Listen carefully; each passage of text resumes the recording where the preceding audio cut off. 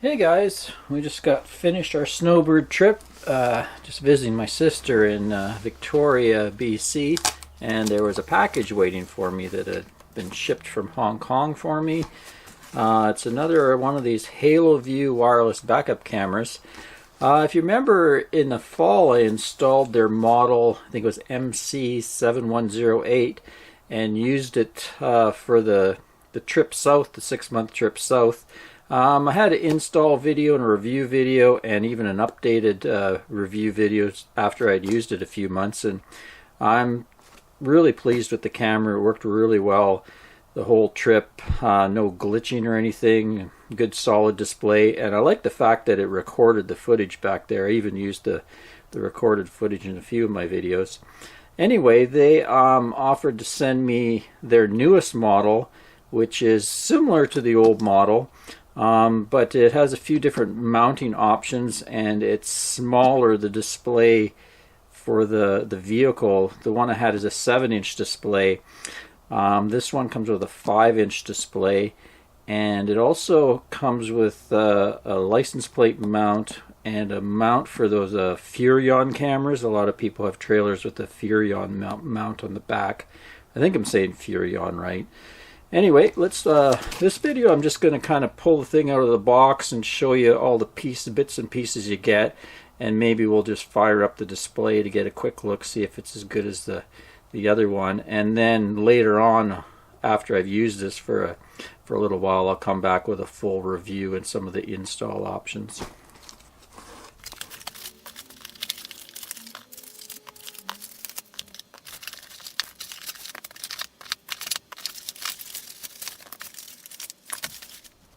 Okay, quite a few pieces came out of that box.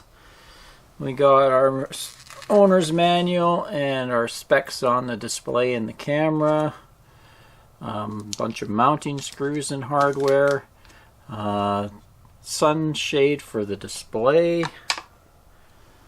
and then a couple different mounts for the display. The display would go on there. You could suction cup it to the windshield, or there's a mounting bracket so you can permanently mount it somewhere in the vehicle, maybe up in the top by the visors. And then we also have a license plate mount for the camera. Here's the camera. There's the power supply for the camera. So it looks like you have to find 12 volts to power the camera. A lot of people use their marker lights at the back of the trailer. And here's the little camera. It's a metal case. Feels pretty hefty. So I guess this is what they call the mounting for the Furrion mounts on the back. I don't have it on my trailer. A couple different ways it can change angle there. And you got some LEDs for night vision.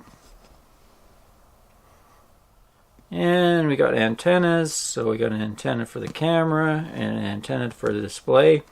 And here's the display, so it looks identical to my 7-inch display, but it's a lot smaller, which is nice. It's a 5-inch display. I found the 7-inch display was nice to have, but it kind of is overwhelming sitting on the dash there, so it'd be nice to go to a bit of a smaller display. And we got some wiring to power the display. And it's a hookup wire, and this plugs into a cigarette lighter socket. Not exactly sure what that wire's about. It's got a little 3.5 millimeter, sound like an audio jack. To look at that. So there you go. There's all the stuff you get in this package. And so let's try hooking up the camera and the display, just using some power in the rig here. We'll just get a look at what the quality looks like on the picture there.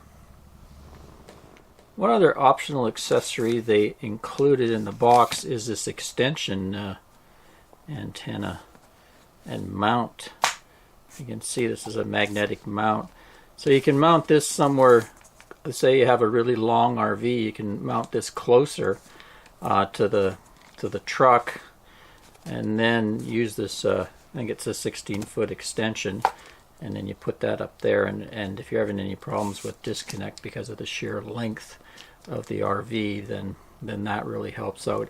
I'll link to a video I did, a test when I was down in the desert. I tested the previous one. I had one of these to test, and I drove the truck, drove hundreds and hundreds of yards away, and I was still picking up a good signal. So I tested that they do work pretty well, but I found I didn't need it for my rig. We're about 45 feet total length. The trailer is around 30 feet, and I didn't get any problems with a poor wireless connection at all. It always was solid on my travels.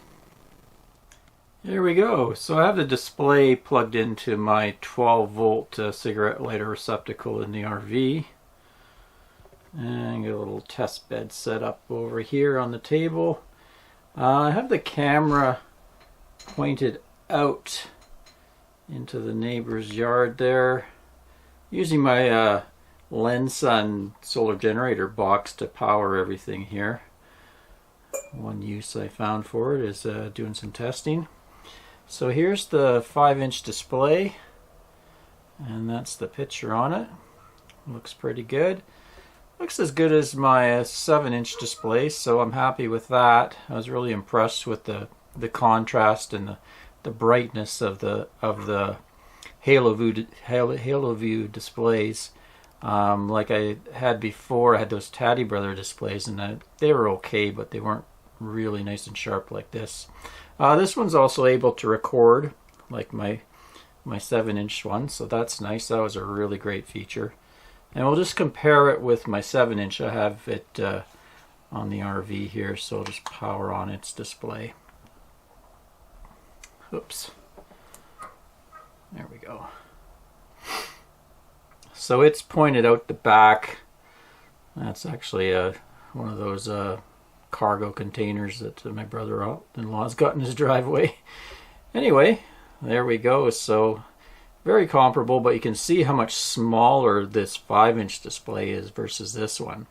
So this one's good on the dash. It's a nice big display, but it does take up a lot of room, and it's so big I wasn't really able to mount it up in the headliner of my new truck. It was just too massive. It sat above the mirror, block things. So might be able to have this one. Gives me a little bit more of mounting options in the truck, so I think I might switch over to this. But anyway, I'll go through all the menuing here and learn all the features over the course of the next couple weeks. And also we're going up island.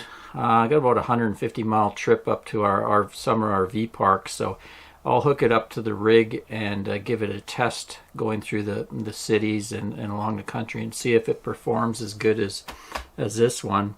If you want any more information on the Haloview, I'll have a link to my reviews on this one, because they're going to be pretty similar.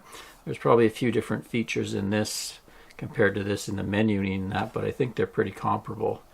So stay tuned for that. Till next time, Ray from loveyourrv.com. Happy trails, folks. Cheers.